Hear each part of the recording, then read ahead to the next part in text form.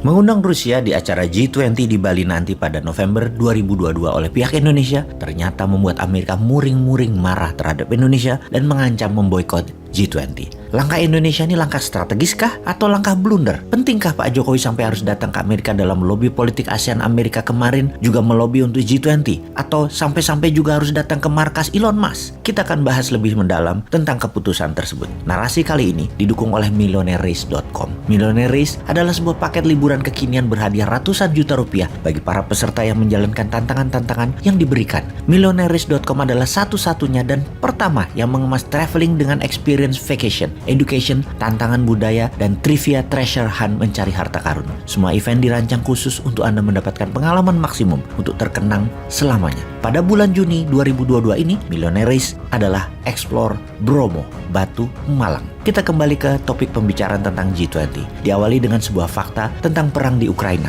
di mana Eropa dan Amerika ternyata yang membiayai perang Rusia tersebut. Sungguh, Amerika, NATO, dan sekutu adalah negara yang membiayai perang di Ukraina. Pengusaha raksasa penghasil mesin perang Amerika dan Eropa mendapatkan untung besar karena perang ini. Walaupun 40 juta penduduk Ukraina menderita dan negara sekitaran Ukraina Barat menderita karena menerima pengungsi dan wilayahnya dipakai untuk jalur senjata masuk ke Ukraina. Apa mereka para pengusaha mesin perang itu tidak peduli dengan korban perang di Ukraina? Jawabannya tidak. Di sisi pengusaha alat perang dapat dipastikan mereka tidak ingin perang berhenti. Kalau secara negara Eropa dan NATO lain lagi sikap negaranya. Secara kampanye pejabat dan sebuah negara harus terlihat mulia dengan seakan minta perang dihentikan dan mengancam memiskinkan Rusia. Di mana Eropa dan Amerika menyatakan memberikan sanksi ekonomi kepada Rusia. Mereka memerintahkan pihak swasta keluar dari Rusia, tidak berdagang dengan Rusia dan memerintahkan negara-negara sekutu menjalankan sanksi ekonomi juga kepada Rusia. Namun pemerintah Amerika, negara-negara Eropa tetap membeli minyak bumi dan gas dari Rusia. Itu sisi munafiknya mereka. Mereka bisa melarang India, melarang Tiongkok untuk tidak membeli minyak bumi dari Rusia. Namun mereka sendiri masih membeli produk Rusia tersebut. Asli munafik Amerika dan sekutu itu. Kemudian apa yang India lakukan misalnya? Naikkan jari tengahnya ke Amerika dan tetap membeli minyak dari Rusia. Begitu juga Tiongkok. India sejak perang Ukraina meningkatkan pembelian minyaknya dari Rusia hingga 40 juta barel. Sementara Eropa Barat membeli 20 miliar barel dari Rusia. Catat ya, India 40 juta barel selama perang hampir 80 hari Rusia-Ukraina. Sementara Eropa sekutu membeli 20 miliar barel.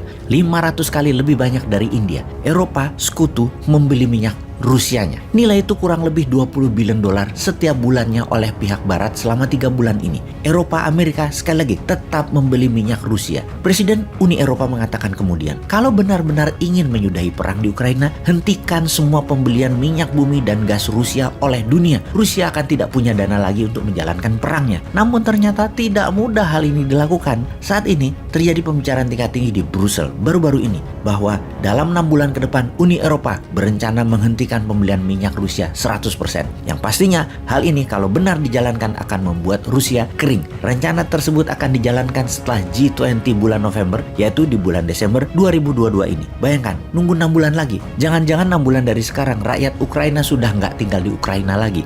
Sudah pindah dan Ukraina luluh lantak sudah. Lalu terjadi perdebatan karena Desember masuk musim dingin. Eropa memerlukan gas dan minyak Rusia. Sebaiknya digeser tambah 3-6 bulan lagi alias 9-12 bulan dari sekarang rencana pemblokade 100% minyak gas Rusia. Kemudian negara seperti Hungaria melalui Perdana Menterinya Viktor Orban malah teriak minta waktu lebih dari 24 bulan lagi dari sekarang agar bisa menyiapkan infrastruktur minyak bumi dari tempat lain yang membuat harga naik 50% lebih mahal dari minyak dan gas Rusia. Minyak dan gas Rusia memakai pipa jalur distribusinya. Kalau sumber lain pakai kapal FSRU misalnya atau tanker yang mereka tidak punya pelabuhannya, di mana mereka menyiapkan silo, tangki dan jalur distribusi baru atau menggunakan batu bara. Pembangkit listrik tenaga batubara coal power plant tidak mudah dan tidak cepat penyediaannya. Menjalankan perintah Uni Eropa untuk akhir tahun ini menyetop minyak dan gas dari Rusia ke Hungaria. Bagi Hungaria sama saja menjatuhkan bom nuklir di Hungaria. Hungaria tidak bersedia. Slovakia ternyata sejalan dengan Hungaria, tidak mengikuti saran Uni Eropa untuk akhir tahun 2022 ini menstop minyak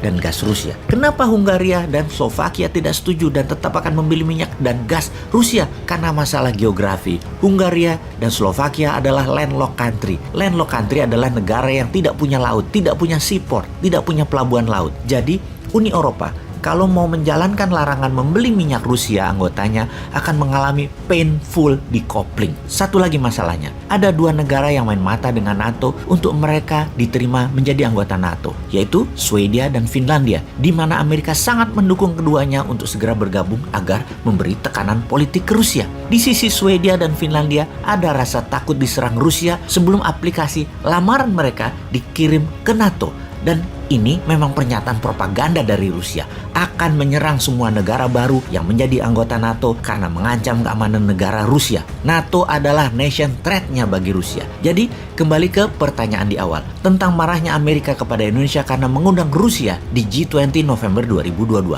Haruslah dilawan karena benar apa yang Indonesia lakukan tersebut, yaitu mengundang semua anggota G20 tanpa pengecuali. Amerika marah sama Indonesia, melarang semua negara membeli produk Rusia, tapi mereka sendiri masih membeli minyak Rusia. Kalau negara lain nggak boleh, dilarang-larang. Kalau sendirinya apa-apa boleh. Itulah Amerika yang double standard. Terus Indonesia harus takut gitu?